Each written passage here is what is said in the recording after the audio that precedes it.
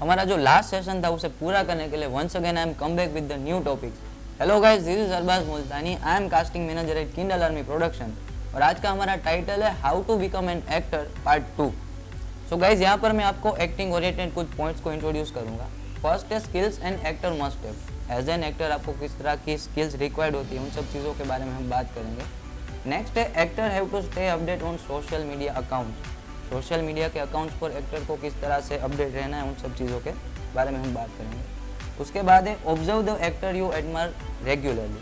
आप जिस एक्टर से एडमायर हो रहे हो तो उसमें से आप कौन सी चीज़ नोट कर सकते हो उसके बारे में हम बात करेंगे। सो गाइस, इस सेशन का सबसे पहला टॉपिक मैं यहाँ पे इंट्रोड्यूस करना चाहूँगा। फर्स्ट है skills and actor must have. As an actor आप में किस तरह की स्किल्स होनी चाहिए, आप में कौन सी तरह की एबिलिटी होनी चाहिए उसके बारे में हम बात करते हैं। फर्स्ट है good learner. As an actor आप में गुड लर्निंग होनी ज़रूरी है, क्योंकि फॉर एग्जांपल हम बात करते हैं कि अगर आपको कोई परफॉर्मेंस के लिए आपको बोल रहा है कि आपको लाइव परफॉर्मेंस करना है और वहाँ पे आपको ज़्यादा टाइमिंग नहीं मिलेगी, तो आपको प्रिपरेशन के लिए शॉर्ट टाइम ही मिलेगा, तो उसमें क्या होगा कि आप प्रिपेयर नहीं हो पाओगे। तो इसलिए आप में गुड लर्निंग होनी है, इसलिए ज़रूरी है कि आपको शॉर्ट टाइम में अपने आप को प्रिपेयर करना है।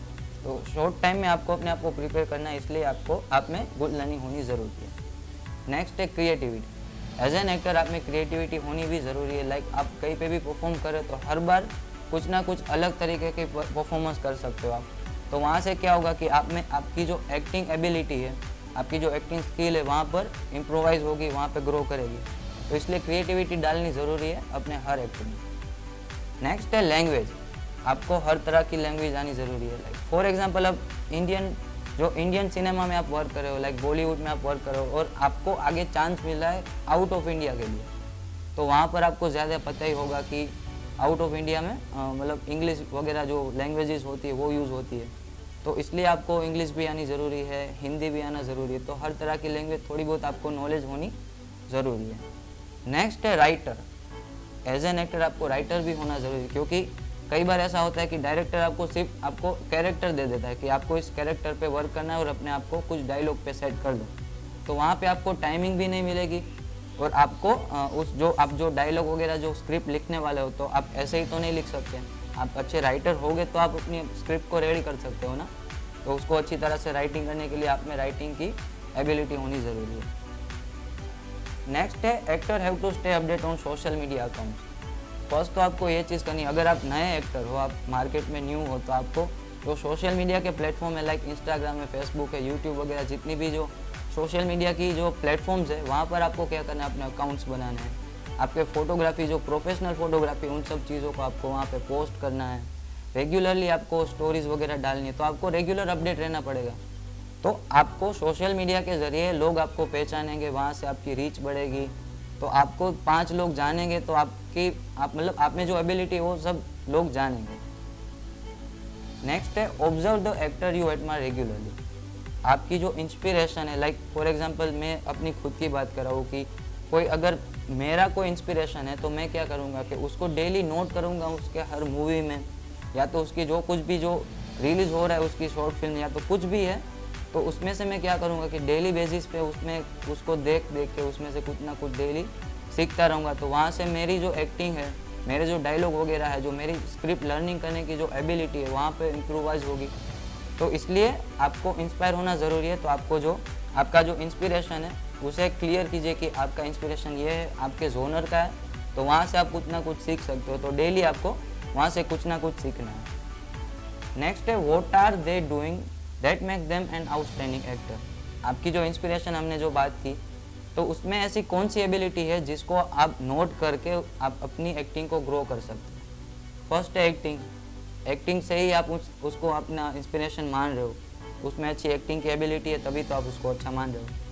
नेक्स्ट है डायलॉग। कई सारी बॉलीवुड के जो एक्टर है, लाइक मैं किसी का नाम नहीं लेना चाहूँगा, लेकिन जो एक्टर्स है वो अपनी एक्टिंग की वजह से ही या तो डायलॉग की वजह से इतने फेमस है। तो उसमें से आप सीख सकते हो कि वो किस तरह से डायलॉग वगैरह करते हैं। वो चाहे कोई भी रोल हो आप उसमें से आप सीख सकते हो। नेक्स्ट है बॉडी लैंग्वेज। अगर आपको डायरेक्टर की तरफ से कोई भी रोल दिया जा रहा है या तो कोई कैरेक्टर दिया जा रहा है, तो उसको क्या करना है, सबसे पहले कि उसके आप वेरीफाई कीजिए कि ये किस तरह का कैरेक्टर है। उसके बाद उसके हिसाब से आप अपनी एक्टिंग सेट कीजिए, डायलॉग वगैरह सेट कीजिए और बॉडी लैंग्वेज को भी उसी तरह से सेट कीजिए। लाइक आपको किसी बेगर का रोल करना है या तो किसी मेंटल का रोल करना है, तो उसमें क्या होगा कि आपकी बॉडी लैंग्वेज पूरी चेंज हो जाएगी। ठीक है, तो वो जो बॉडी लैंग्वेज चेंज होगी तभी पता चलेगा कि आपका जो कैरेक्टर वो क्या है। पब्लिक को पता होना चाहिए कि अगर बेगर का रोल है तो उसमें किस तरह की एक्टिंग होती है, बॉडी लैंग्वेज कैसी होती है, डायलॉग वगैरह कैसे होते हैं। तो इन सब चीज़ों को आपको वहाँ से सीखना है। नेक्स्ट है वन टेक शॉट। ज़्यादातर ऐसे फेमस एक्टर होते हैं उसमें ये एबिलिटी ज़्यादातर होती है कि वो वन शॉट में अपना परफॉर्मेंस दे देते हैं। लाइक वहाँ से कैमरे में से रोलिंग एक्शन हुआ, वन टेक में अपना पूरा ख़त्म करके वो दे रहा, तो वो एक अच्छा एक्टर हुआ। तो इस चीज़ को हमें भी सीखना है कि वो किस तरह से डायलॉग डिलीवरी करके अपनी स्क्रिप्ट रेडी करके और अपने परफॉर्मेंस को ऐसे दिखा रहा है कि मैं वन टेक में ये शॉट हो रहा है। तो इसमें से आप हमें सीखना है। नेक्स्ट है अंडरस्टैंडिंग। अंडरस्टैंडिंग आप में होनी ज़रूरी है।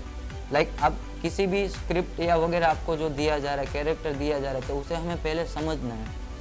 लाइक कई बार ऐसा होता है कि हमें शॉर्ट परफॉर्मेंस ऐसा देना होता है कहीं पे भी ऐसी जगह पर, लाइक कोई भी इवेंट्स है या तो मूवी की प्रमोशन में आप जा रहे हो या तो कोई भी सॉन्ग है, शॉर्ट फिल्म है, तो वहाँ पर क्या होगा कि आपको अपनी एबिलिटीज़ दिखाने के लिए आपको अंडरस्टैंडिंग इसलिए ज़रूरी है कि आप पहले उस कैरेक्टर को जान लेते हो। उसके बाद क्या होता है कि ऐसी जगहों पर आपको लाइव परफॉर्मेंस दिखाना होता है। तो अगर आप में अच्छी अंडरस्टैंडिंग है और आपने अच्छी तरह से उस कैरेक्टर को अपने दिमाग में ऐसे नोट कर लिया है कि ये कैरेक्टर ऐसा है और ऐसा मेरा रोल होगा, ऐसा मेरा कैरेक्टर होगा, तो क्या होगा कि जब आपको लाइव परफॉर्मेंस करना होगा तो तब आप उस एक्टिंग को वहाँ पर लाइव दिखा सकते हो। सो ये सब चीज़ों को आपको नोट करना है। नेक्स्ट है काइंडनेस। एज एन एक्टर आप में काइंडनेस होनी ज़रूरी है।